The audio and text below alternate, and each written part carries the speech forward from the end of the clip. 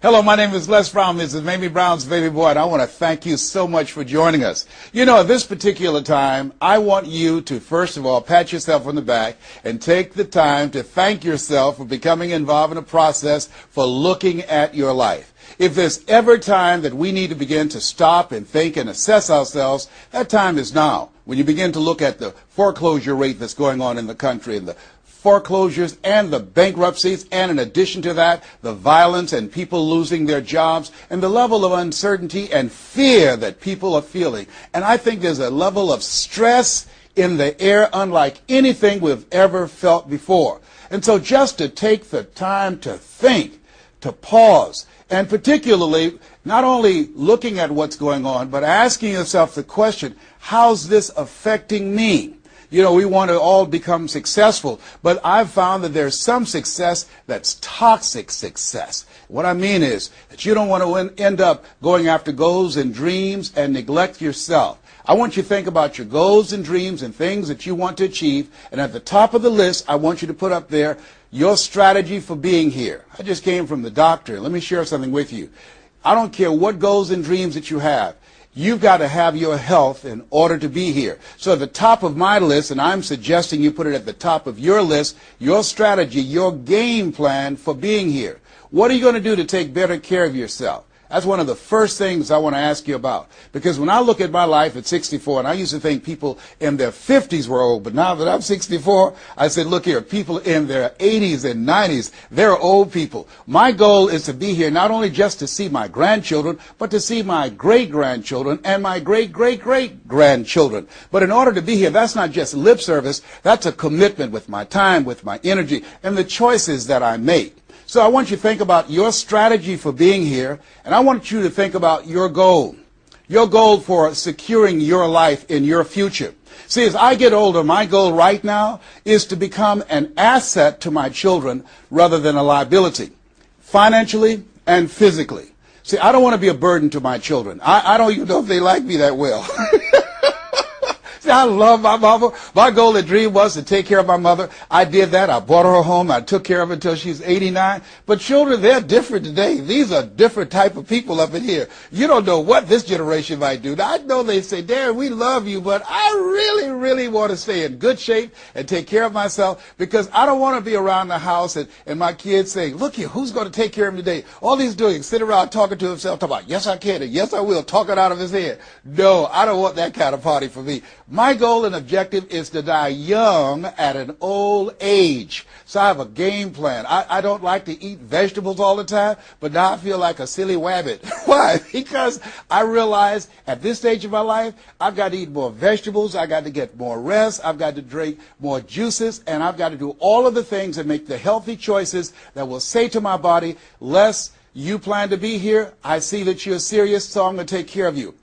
I do 160 push-ups every morning nonstop. Why? I couldn't do that at 15 or 20. But at this stage of my life, I've got to do those kinds of things in order to challenge my body, to stretch my body, and to indicate I plan to be here. What's your plan? What's your goal? Because if you don't have a goal for being here is not a given. When I was a kid, we used to go to funerals of old people. I can't tell you how many young people whose funerals I've gone to. I can't tell you how many. And so, and there's something about between 40 and 60. I don't know what it is about that period in time. Between 40 and 60, if you're approaching 40, I can tell you, and you already know, life begins to intensify. Things happen to you, and things happen to people you care about. Between 40 and 60, if you can make it through that period, you can take a deep breath, because most people don't make 60. Most people don't. And why? And I think it's because people just take it for granted that they're going to be here. So I want to share with you some goals and strategies as you think about your goals. I want you to visualize yourself having optimal health. Having your right mind. I used to ask my mama, Mama, every Sunday you stand up in church and other older members of the church say, I want to thank the Lord for waking me up in my right mind this morning. Why do y'all say that all the time? She said, don't worry, son. You live long enough, you'll find out. She was absolutely right. I went in the room the other day to find something. I got in there, and I couldn't remember what I was looking for. I came out, I remembered what I was looking for. I went back in, I found it. Then I couldn't remember why I was looking for it. One of my children said, Daddy, you need some ginkgo biloba. I said, what's that? She said, something for your memory. I went down to the health food store. I was walking around. The lady said, may I help you, sir?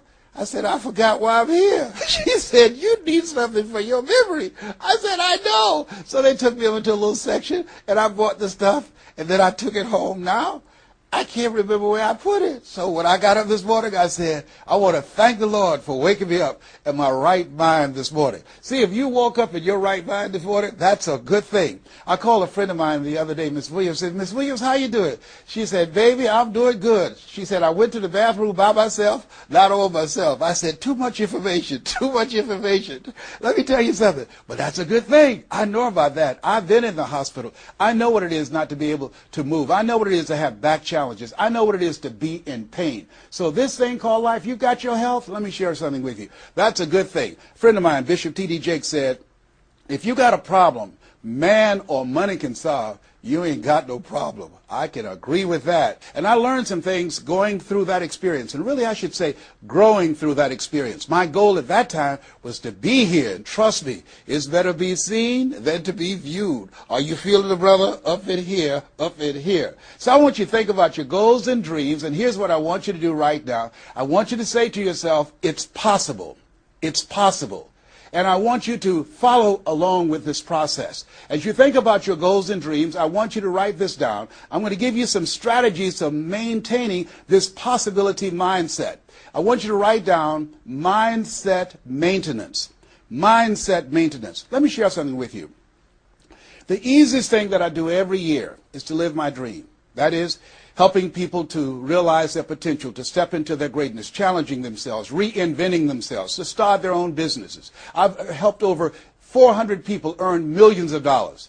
The easiest thing I do every year is what I do on a day-to-day basis, going into prisons and juvenile detention centers, teaching young people mindset development, how to become effective communicators, how to dress like a prospect rather than a suspect.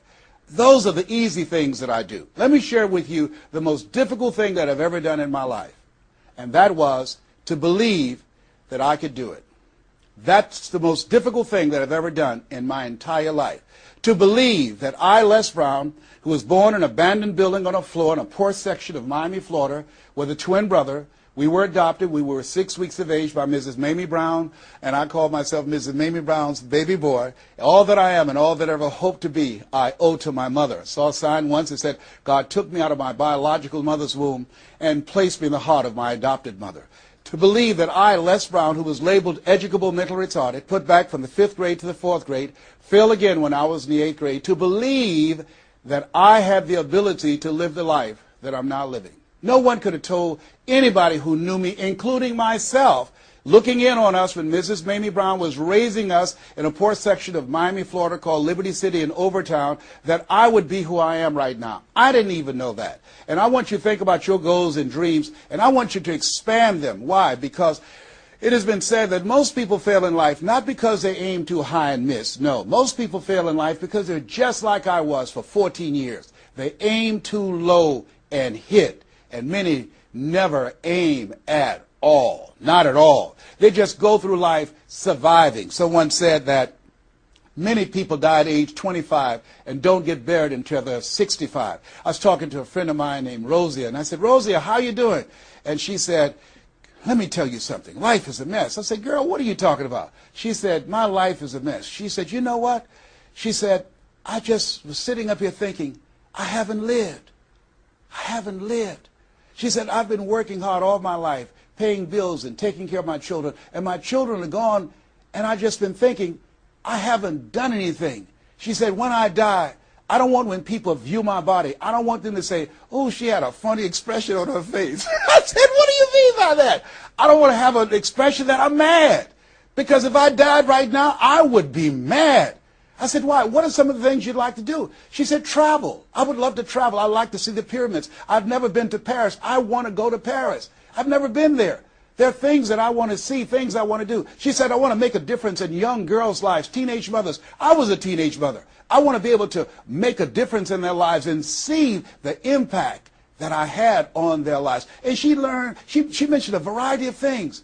And I remember a story about a lady who went to the doctor, and she was diagnosed with terminal cancer. And she came home, and she was sitting at a table, and she was drinking some coffee, and all of a sudden, she just looked up and she said, "I refuse to die an unlived life. I refuse to die an unlived life." And she decided that she was going to live. That up to that point, her life was for her family, for her children, for her husband, but she had left herself out of the equation. Have you ever done that? I remember at a period of my life, I was going to work, and I was working on a job that I hated. And at the same time, I was praying that I wouldn't get fired. I was praying that I wasn't laid off. I was miserable. Nobody was holding a gun to my head. But I showed up every day, and I used a flimsy excuse. Well, I got to pay the bills. I've got a car payment I have to pay. I have a family. I have children. I have a car note, and I have a mortgage note I have to pay.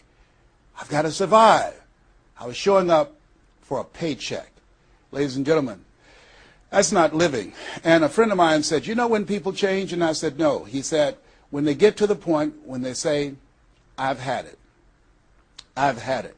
I think the only reason that you're listening to me right now, the only reason that you're watching this webinar, that there's somewhere in your heart of hearts that you've said, as you looked at your life, you said, "I've had it." And not only have you said, "I've had it," but you said also in your heart of hearts, "I can do better than this." And let me share something with you. You can. Because if anybody told me, and I'm going to share some things with you that I've done, not for the purpose to impress you, but to impress upon you what the possibilities are when you work on your mind and have mindset development. Because I've found that how people live their lives is a result of their state of mind. It has been said, you don't get in life what you want, you get in life what you are. So part of the process, number one, is expose yourself to positive messages. See, what I'm doing right now, I'm distracting the story that's going on in your head right now. How you live your life, how I live my life, how all of us live our lives is a result of the story we believe about ourselves. And most of us are born into stories. I was born into a story where we were poor, but we didn't know it. I didn't know we were poor until I got on a bus with my mother going to do domestic work on Miami Beach. And when we crossed the Venetian Causeway and I saw those big, beautiful hotels, and I was in the homes with my mother making up beds and cleaning, and we ate the food left over from the families that she cooked for. And we wore the hand-me-down clothes of the children that she kept. And I kept saying, "Mama, what is it, boy?" As we got ready to pack up to go back home and to Overtown and Liberty City and all the poverty and filth and the violence there, I was saying, "Why can't we stay here? Why can't we stay here?" She said, "Leslie, we can't." "Why?" "Because we can't." "Why, Mama? Why can't we?" She said, "It's just the way it is. Now shut up." And I kept saying to myself, why is that the way that it is? And I guess I was okay for Wesley and Margaret Ann and Leonard and Angelo and Sharon and Linda, but it wasn't okay for me. I was curious. I wanted to live like Mr. Sidursky lived. I wanted the big car that he had. I wanted that big home that he had. We lived in a 2-bedroom apartment. It was 7 of us, plus Mama.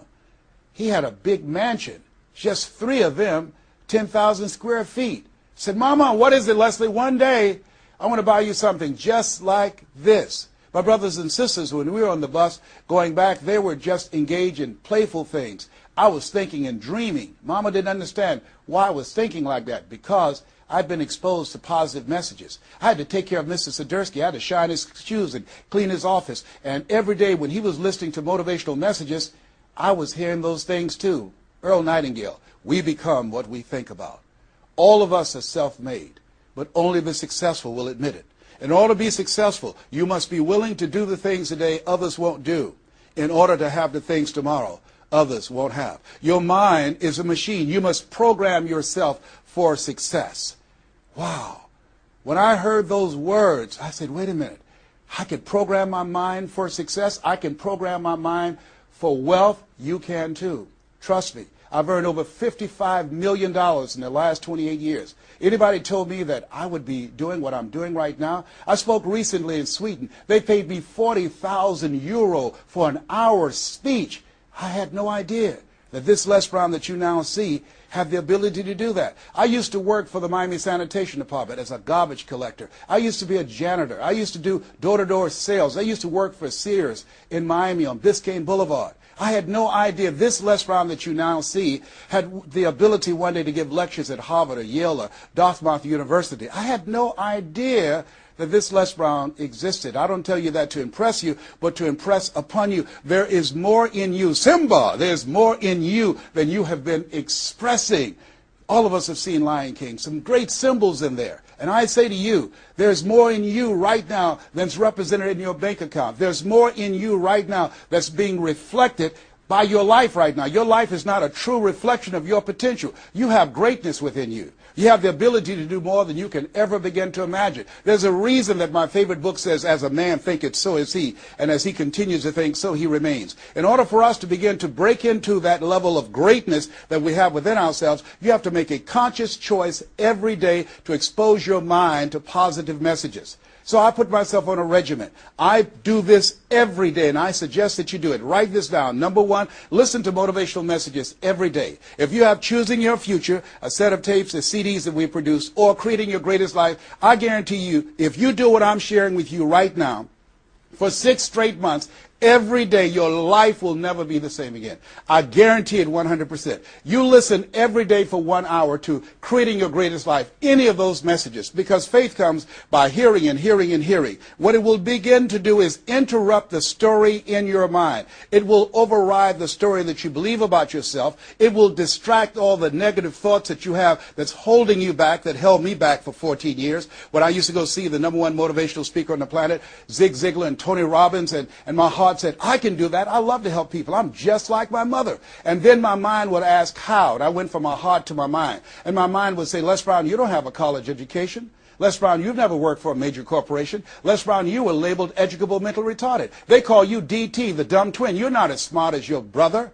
Have you ever thought about something you wanted to do and you convinced yourself that you couldn't do it? See, sometimes we need to have some external voices. And so by listening to motivational messages, that began to override the negative thoughts that I had about myself in my mind. And it gave me a new story and empowered me and gave me a vision of myself beyond my circumstances and mental conditioning and started me to writing a new chapter in my life. And so now, money will never be another issue for me. And that was an issue for most of my life because I didn't know what I didn't know and I thought I knew. So one you have to do is that you have to have a mindset development strategy where you are deliberately taking an hour every day listening to a motivational message. Every day. Here's something else. Read 10 to 15 pages of something positive every day. Why? And read it with conviction and stay focused. 10 to 15 pages every day. This is 7 days a week? Absolutely. Absolutely. Every day. McDonald's know that you know where they are. Burger King know that you know where they are. But every day they have some advertising. They have billboards. They have radio. They have television. Why? Because by exposing you to those messages, that will begin to impact your behavior. And it will drive you into the place to purchase what they're advertising. Now you're advertising for your greatness. And faith comes by hearing and hearing and hearing and hearing. So you want to listen to positive messages every day. You do this, I'm telling you, your life will never be the same again. And read 10 to 15 pages of something positive every day. I read 2 to 3 books a week. Why? Because I have goals and dreams of things I want to achieve. I want my life to count. I want to make a greater impact. At this stage of my life, I'm working on my children's education. A good man leaves a legacy for his children's children. So I'm working on their education at this point in my life. And as I begin to look at myself, in order to achieve more and to do more, I know I have to work more on my mind. And let me give you an example how this works. The most money I've ever earned in an hour and a half, $260,000. That's the most money I've ever earned in an hour and a half. A lot of people work a whole month and don't do that, or 6 months. Then, and this is the next thing I want you to do. I want you to look at your relationships, and I want you to upgrade your relationships. See, MIT did a study, and this study indicated that you earn within $2,000 to $3,000 of your closest friends. Not only did I start reading books every day and listening to positive messages, but I separated myself from my friends who did not have goals and who did not have dreams. Why? Because people rub off on you. It's called a mind virus. you earn within $2,000 to $3,000 of your closest friends. So when you upgrade your relationships, you got to ask yourself the question, who is it that I need to associate with, that I can learn from, that I can grow mentally, emotionally, spiritually, and financially? By aligning myself with another person that I can learn from. And Dr. Dennis Kimbrough said, if you're the smartest one in your group, you need to get a new group. Whoa, think about that. I was the smartest one in my group. And then one person called me who had been admiring me for years and said, Les, I want you to coach me and my trainers on how to tell a story and create value for an audience. And I want to share with you some things. I want to teach you some things, old man. I said, is that right? He said, yes. You always say you're never too old to learn and you're never too young to teach. I want to teach you some things. I said, okay, I'm open to that. Now, let me share this with you. He blew my mind. The most money, as I mentioned to you, I've ever earned, speaking to over 8,000 people in Salt Lake City, Utah, $260,000. I did an event with this individual, just over 500 people, because of what I learned from him, because I upgraded my relationships. I earned over $410,000 in an hour and a half. I was excited, but I was also depressed, because I've been speaking for 28 years. And I started thinking about all the money that I left on the table, all the hotels and plane rides, all of the audiences I spoke to, all of the money that I missed out on because I didn't know that I didn't know, and I thought I knew. I was a big fish in a small pond. I can't tell you, if you don't get anything else, you have to look at your relationships and you've got to ask yourself the question, what is this relationship doing to me? And I mean in every area of your life. When the doctor looked at me and said, you have cancer. Cancer is the most feared word in 7 different languages. One of the first things I had to do, I found out who had cancer at some point in time or was living with cancer and conquered it. I surrounded myself with people who had done what I wanted to do, who were winning at the game. See, it's very important, every area of your life. If you want to improve your health, start hanging around healthy people. They did a 30-year study and said that the reason that most people are obese, it's a mind virus. Listen to what they said. A mind virus is communicated mind to mind. That if you have a friend that's fat or you marry somebody that's obese, you have a 41% to up to 161% of becoming obese yourself. Even if they live in another state. Whoa, why? Because birds of a feather flock together. Never forget, a high school teacher, Mr. Leroy Washington, said, Mr. Brown, if you run around with 9 broke people, I guarantee you, you'll become number 10. Whoa. Think about that.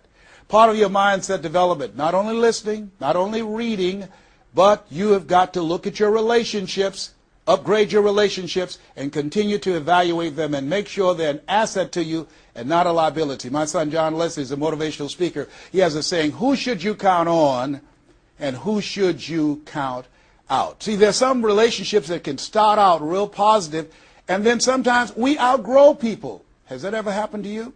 Have you ever outgrown someone? Somebody you used to be close to, used to be your bosom buddy, and then you haven't been together for a time, and then when you get together, you have absolutely nothing in common.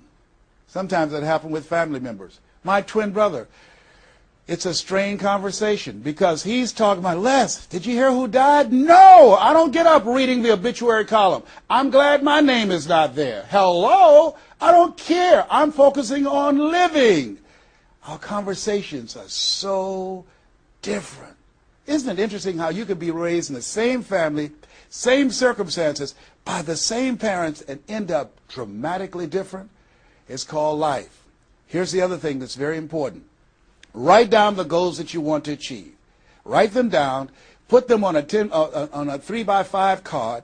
And I want you to use a King James Version Bible and Matthew 7:7. Ask and it shall be given. Seek and ye shall find. Knock and it shall be open unto you. I want you to write that on one side of the card. On the flip side of the card, I want you to write down one major goal that you want to achieve. And you want to read that 3 times a day. 3 times a day. What are you doing? You're hypnotizing yourself. And you're dehypnotizing yourself. What you're doing is you are dispelling the myths and all of the spells that you're living under. I think that a poverty mindset is a spell. I think that people go so far, and because they're mesmerized by life, they unconsciously stop. And you have to break that spell by constant attention. So on one side you read your goal, that one major goal, 3 times a day. Then the flip side, you flip that scripture over. Ask and it shall be given. Seek and ye shall find. Knock and it shall be given unto you. As you read that every day, 3 times a day, I can tell you, amazing things, breakthroughs will happen for you. Now, we're going to take a break right now, and I want you to take the time to think about this one thing. What is it that you're going to do differently? Because in order to do something you've never done, you've got to become someone you've never been. You've got to be willing to give up who you have been to give birth to who you can become. I want you to take the time and write down one radical change that you're going to make about you, and you know if you do that, your life will never be the same again. This is Mrs. Mamie Brown's baby boy, Les Brown. We're going to take a break right now, and we'll be right back.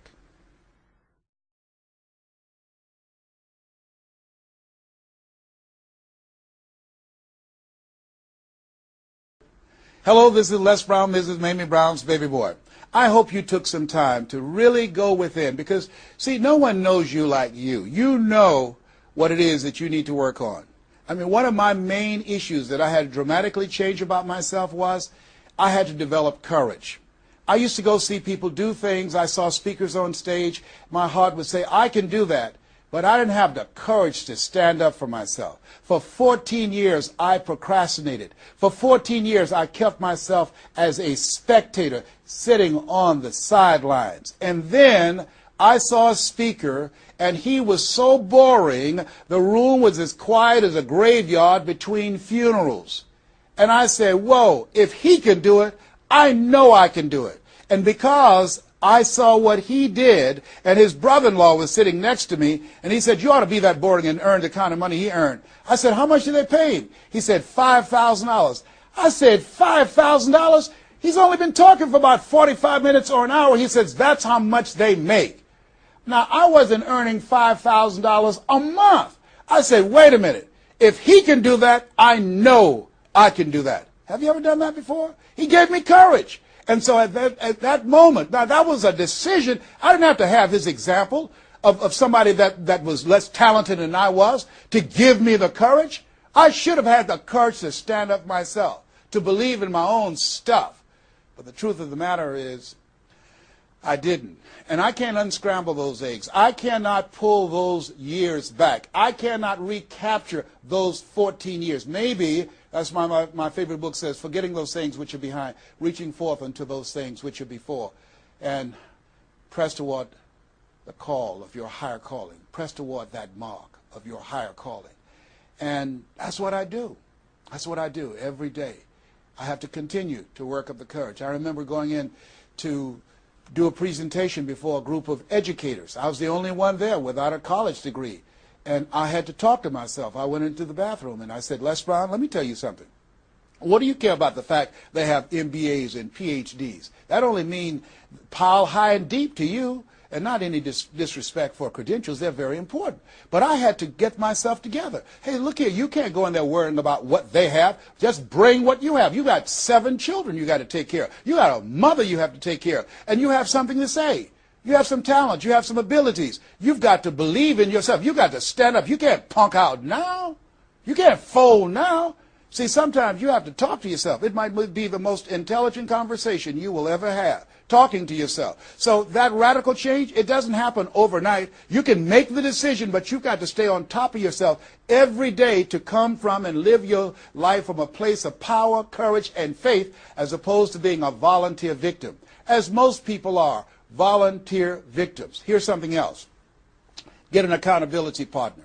Get someone that's like you, a like-minded, like-hearted person, that you have similar goals and dreams, and you hold each other accountable, and you talk with each other on a regular basis. And if you can, join a mastermind group of other supportive mindsets of individuals who are working to improve themselves, who are stretching and challenging themselves. And here's something else, a worthwhile investment.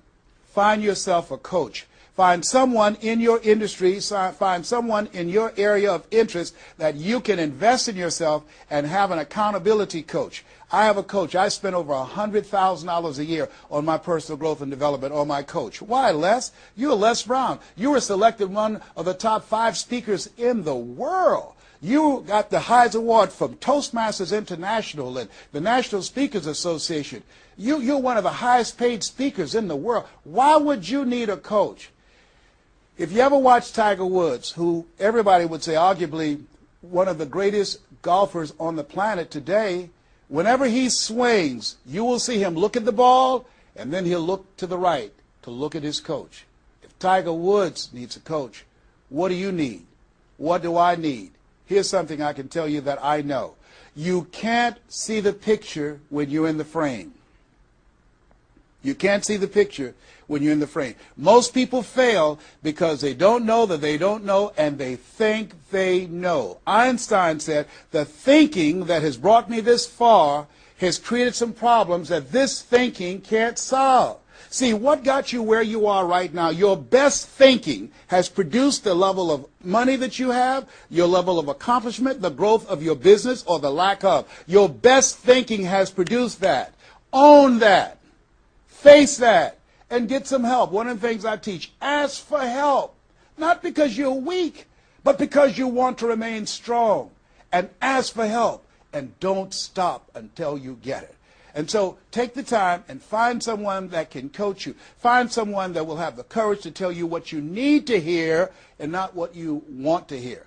And that's what I have. And Mike Williams, who's been my coach for the past 38 years, and I shudder to think what would have happened to me. I used to be a disc jockey, Les Brown, the man about town, LB, Triple P. There were none before me, there will be none after me. Therefore, that makes me the one and only. Young and single, love to mingle, certified, bona fide, doubly qualified to bring you satisfaction and a whole lot of action. I was bad, baby. Yes, I was. And this guy said, Les, you're more than a disc jockey. What are you talking about? Man, if you can entertain people and don't see them, if you can reach people, Les, through this microphone and you can't see them, what can you do if you could see them? If you can entertain them, you can educate them. You can empower them. If you can be Les Brown, the man about town, and you can swim to the bottom of the deepest ocean or climb to the mountain, the top of the highest mountain, no matter where you go, they'll be talking about me, LB, Triple P. If you can come up with all of that kind of gobbledygook garbage, what could you do if you sat down and you started thinking and doing editorials about things that's maintaining our detriment? What could you do to inspire people to register to vote? What could you do to begin to impact public policy? You've got to get a larger vision of yourself. I said, Mike, I never thought about myself in that way. See, has anybody ever seen something for you that you didn't see it for yourself? I didn't see that for myself. Maybe that's why my favorite book says, eye has not seen, ear has not heard, nor has entered the heart of mankind what God has in store for you. Because of what he saw in me, he inspired me. He gave me a vision of myself beyond my circumstances, beyond my mental conditioning, and beyond the job where I was, because I thought I was just a disc jockey. I love that. I master a microphone. You drop me in any city, I can master a microphone. I can turn a city upside down with a microphone. But I had more in me than I was expressing, and I did not know it. And because of his encouragement, I became a community activist. Because of his encouragement, I started doing a talk show called Voice of the People. Because of his encouragement, when I got out of radio, I ran for the Ohio legislature, and I was elected. And because of his encouragement, I passed 14 bills my first term. Because of his encouragement, I was elected 3 times and became the chairman of the Human Resource Committee. Because of his encouragement, I became a public speaker. Because of his encouragement, I became an author. Because of his encouragement, I did a show for King World called The Les Brown Show, and they paid me $5 million, $2 million not to speak. Because of his encouragement, I produced specials for PBS, public television. They said, you couldn't do that. You don't have a college education. It's educational television. Because of his encouragement, I did so many things I had absolutely no idea that I could do. I encourage you to live full and to die empty. There's more in you right now than just working on a job where they pay you just enough to keep you from quitting and you work just hard enough to keep from getting fired. And when you make the decision and identify that key area of your life that you need to make a radical change, things will begin to open up for you. Now, here's the other thing that's very important. Once you identify your goal, I want you to get, if possible, a visual picture of your goal. My major goal was to buy my mother a home. I got the picture of the home with a 12-foot swimming pool and a basketball court on a golf course. I bought that home for my mother. It cost just over $400,000, 10,000 square feet. I had a picture long before I had the money and the down payment to get it. My goal was to be known nationally and internationally as a speaker. I had that goal. I had a card that I had on one side, asking and shall be given, seeking ye shall find, knocking and shall be opened. On the other side I had, I'm the world's #1 orator. I produced that result in my life. I had a goal of becoming a talk show host. I used to watch Phil Donahue, and I put my picture on the screen of the television as I listened to the program. I visualized myself there, and I was called by King World Production, and I had my own talk show. Well, it was the highest rated, fastest canceled talk show in the history of television. Well, at least I had one. It's called life. Now, here's something else. You will fail your way to success. Trust me on that. You can have a lot of failures, a lot of disappointments, but you will fail your way to success. Goethe says, that which does not kill you will make you stronger. See, 85% of people allow their fear of failure to outweigh their desire to succeed. That's why you have to be of good courage. You have to have courage. When life knocks you down, I have a saying, try and land on your back, because if you can look up, you can get up. So once you look at and decide the goal that you want to put some things, put a treasure board or a goal board and have pictures of the goal that you want to achieve so you can see it every day when you get up in the morning and the last thing at night. You're programming your subconscious mind where 9 out of 10 decisions that you make comes from there. Here's something else. Not only do you want a physical picture that you can see every day to remind you to keep you on course, but the other thing that's very important in achieving your goals, writing your goals down in detail and having 7 action steps that you take every day. Now, Robert Schuller said, by the yard it's hard, but inch by inch, anything is a cinch. You want to think about what are the things I need to do every day. Break it down into increments. You have your 30-day goals, and you have your 3-month goals, and your 6-month goals, and your 1-year goals, all right? You want to break it down in increments. What do you need to do starting today? Don't squander any time. There goes a second. There goes another second. There goes another second. And all the power in the world can't bring it back. So what are 7 things that you can do starting today? And then once you do those 7 things, then you work on all the other stuff. But what are the 7 most important steps that you can take that can move you in the direction of your goal? And when I decided to become a speaker, I started memorizing quotes every day. That was one of the goals I had, to memorize quotes. I have probably over 400 to 500 quotes and statistics in my head in all kind of areas. I've spoken at the National Convention for real estate conventions, RE/MAX. I've spoken for doctors and lawyers. I trained over 5,000 doctors last year, teaching doctors how to communicate with their patients to increase their taking of their hypertension medication, to increase their compliance from 30%. I was paid $640,000 in 1 month, Monday through Thursday, 30 minutes a day. A lot of people work a whole year and don't do that. I don't tell you that to impress you, but to impress upon you. You've got greatness in you. You can do more than you can ever begin to imagine. I had no idea this Les Brown you see existed. I had no idea. And the reason that you're watching me now is because you know in your heart of hearts that you can do what I've done and even more. And so as you begin to think about that, think about writing your goals down, listening to motivational messages, changing your relationships, upgrading your relationships, thinking about 7 things you need to do every day, some radical change you need to make in you. There's an old African proverb that says, if there's no enemy within, the enemy outside can do us no harm. Here's something else that's very, very important. As we talked about having a personal coach, the next thing that's important about reaching your goals is this. What is it as you look in your past that's affecting you right now? I saw a movie called Magnolia, a powerful line in that movie. And the movie said, we might be through with our past, but our past is not through with us. Whoa. Let me share something with you I realize about myself. The reason that I procrastinated for 14 years was because when I was in the 5th grade and Mrs. Mary Ford Williams said to Mrs. Crompton, he doesn't belong here. He is slow. He's not like his brother. And they put me back from the 5th grade to the 4th grade. That affected me. I didn't even realize it. They say sticks and stones will break your bones, but words will never hurt you. Yes, they will. But they can also free you up. Because I'll never forget when I met Mr. Washington. It was my junior year in high school. I had been in special education from the 4th grade all the way up to my junior year in high school. My twin brother always made the honor roll. And he said, young man, work this problem out for me. He was a new instructor. I said, sir, I can't do that. He said, why not? I said, I'm not one of your students. He said, look at me. Yes, sir. Work the problem out anyhow. I can't do what you asked me to do, sir. Why? Sir, because I'm educable, mentally retarded. And the students erupted in laughter. They said, hey, he's DT. He said, what's that? He's the dumb twin. He's not Wesley. That's Leslie. And he came from behind his desk and he said, don't ever say that again. Someone's opinion of you does not have to become your reality. That was a jarring statement. On one hand, I was humiliated, but on the other hand, I was liberated because he looked at me with the eyes of Goethe who said, look at a man the way that he is, he only becomes worse. But look at him as if he were what he could be, then he becomes what he should be. And here's what I learned from that experience. I want you to visualize yourself already there. Whatever goal, whatever dream that you have, see the picture complete. See yourself there. Why? We have something at the base of our brains called the reticular activating system.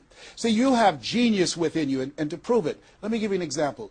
The other night, I said, I've got to get up tomorrow morning at 7 o'clock. I was at a hotel. I called downstairs and told them to call me at 7 o'clock. The hotel neglected to do it, but I woke up at 7 o'clock on the nose. Have you ever done that before? How did you know when to get up? Hey, that's subconscious mind. Everything we need, the answers are already there. Have you ever seen somebody and said, you know what, I remember your face, but I don't exactly know where. And then later on you say, hey, I know where I saw you, and it came. What happened? The conscious mind sent that thought to the subconscious mind, and it pulled that information up and gave it to you. Now, when you begin to hold the vision of what it is you want to achieve, you stimulate what is called the reticular activating system. It's a network like group of cells at the base of your brain. Let me share with you how it works. Have you ever purchased a car? No one goes to buy a car that has the same color that everyone else has. Has that ever happened to you before? But then once you buy the car and you drive it off the lot, you start seeing it everywhere. Say, hey, where did this come from? Let me tell you what happened. You made an investment. And because you made an investment, that piqued your awareness, that stimulated your reticular activating system. Another case in point.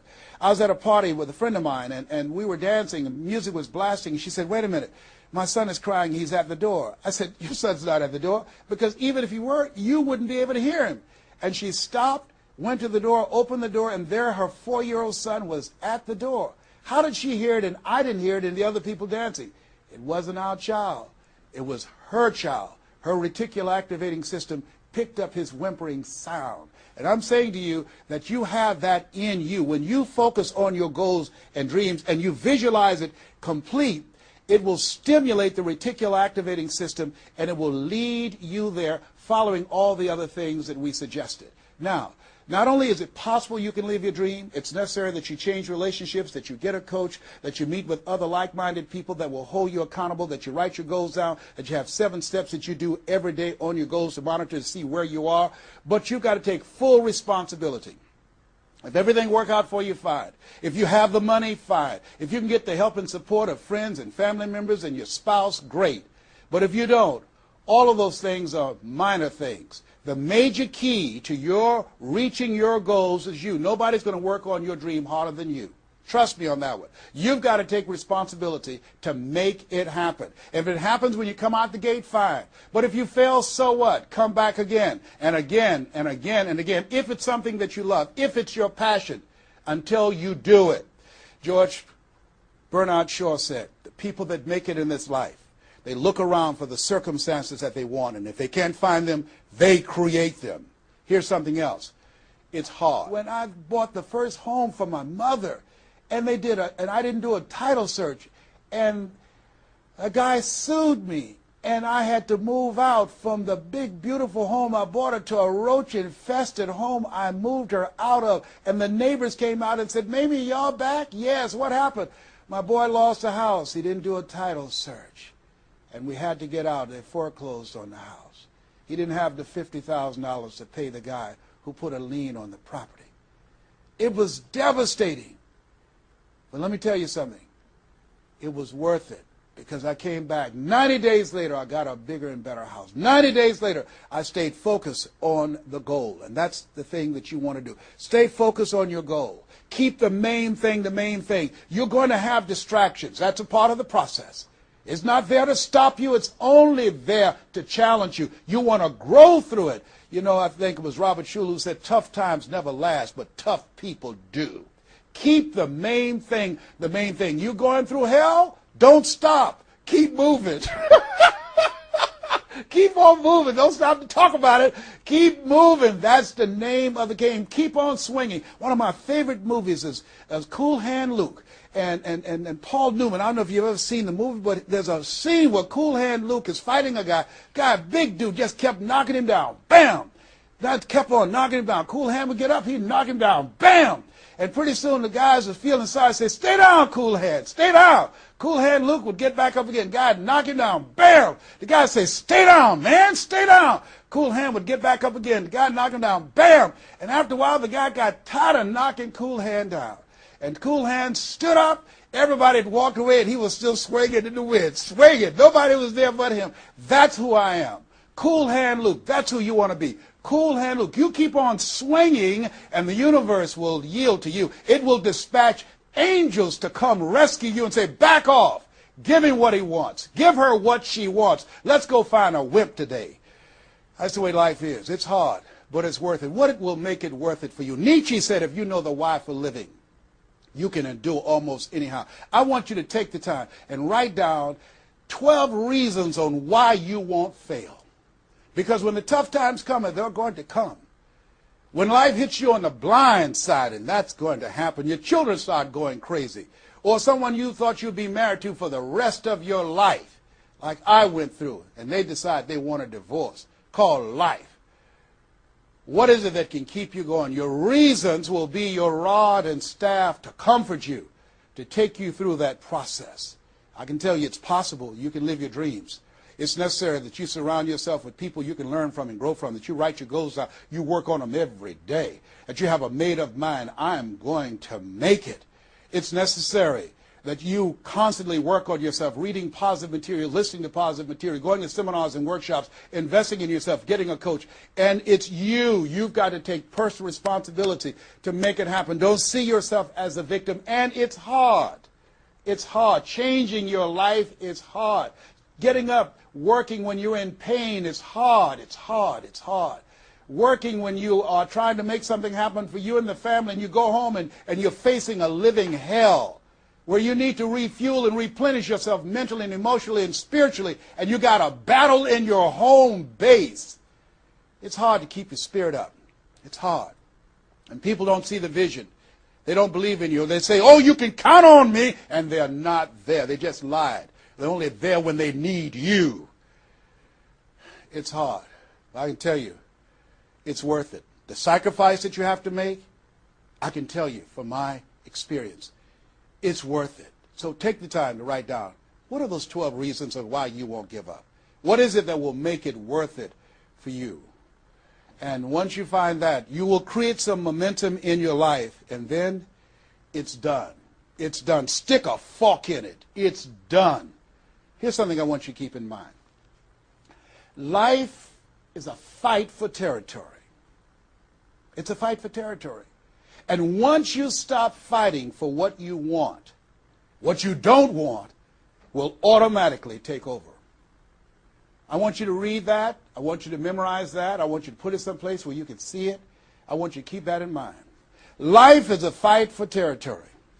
And once you stop fighting for what you want, what you don't want will automatically take over. Once you stop fighting for financial freedom, I am cancer-free, I'm debt-free, and I'm drama-free. I have the faith to call forth those things that be not as though they were. I'm fighting for my peace of mind. I'm fighting for my freedom. I'm fighting for my children's children's children.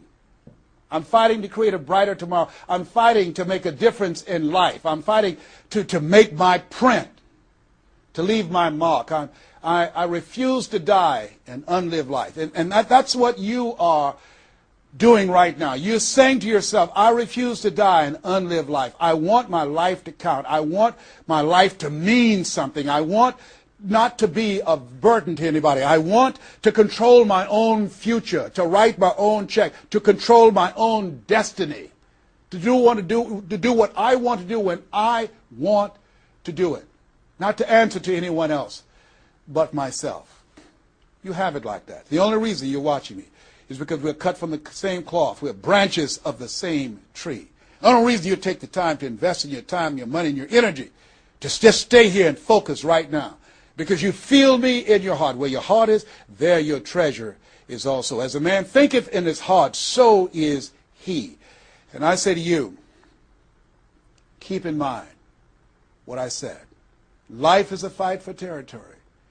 And once you stop fighting for what you want, what you don't want will automatically take over. Jim Rohn said something I love. He said, when the end comes for you, let it find you conquering a new mountain, not sliding down an old one. No. Life is too short and unpredictable, as Helen Keller would say. Eat the dessert first. Don't let it find you sliding down the same mountain. I don't know what your goals are. I don't know what your dreams are. Here's what I know about you. You have greatness within you. Here's what I know about you, and I don't even know you, but based upon my own experience, you were chosen on purpose for a purpose. 1 out of 400 million sperm. You have greatness within you, but greatness is a choice. It's not your destiny. It's a choice that you have to make every day. Choose ye this day whom ye shall serve. The mediocre part of yourself or the greatness that you were chosen for. This has been Mrs. Mamie Brown's Baby Boy. I hope you've gotten some value out of this. It's been a plum-pleasing pleasure as well as a privilege. God bless you. God bless your dream. And God bless the greatness that is in you. The world needs you, and we need you now. And so it is.